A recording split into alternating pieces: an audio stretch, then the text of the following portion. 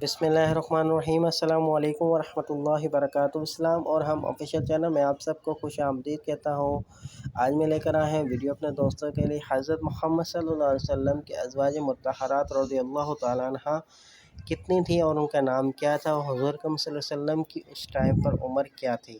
آئیے چلتے ہیں، پر اس سے پہلے آپ دوستوں سے ریکویسٹ ہے کہ اگر آپ نے چینل کو سبسکرائب نہیں کیا تو چینل کو سبسکرائب لازمی کر دیجیے گا۔ پہلا نکاح حضرت خدیجہ رضی اللہ تعالیٰ عنہ سے کیا اور وہ بیوہ تھی۔ حضرت محمد صلی اللہ علیہ وسلم کی عمر مبارک 25 سال تھی۔ دوسرا نکاح حضرت سودا رضی اللہ تعالیٰ عنہ، یعنی وہ بیوہ تھی اور 50 سال کی عمر میں حضرت محمد صلی اللہ علیہ وسلم کی نکاح میں آئیں۔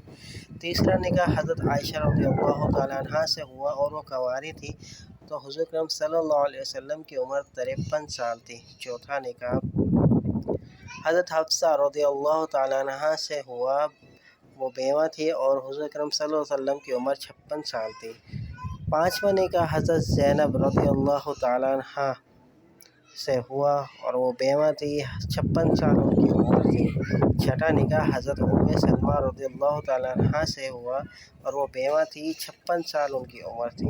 ساتواں نکاح حضرت زینب رضی اللہ تعالیٰ عنہ بنت اور وہ مطلقہ تھی، یعنی کہ وہ طلاق یافتہ تھی، اور حضرت محمد صلی اللہ علیہ وسلم کی عمر مبارک 58 سال تھی۔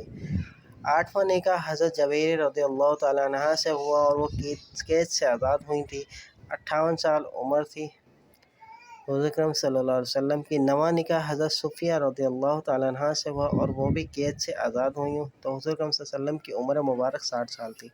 10واں نکاح حضرت ام حبیبہ رضی اللہ تعالیٰ عنہ سے ہوا اور وہ بیوہ تھی اور حضور اکرم صلی اللہ علیہ وسلم کی عمر مبارک 60 سال تھی۔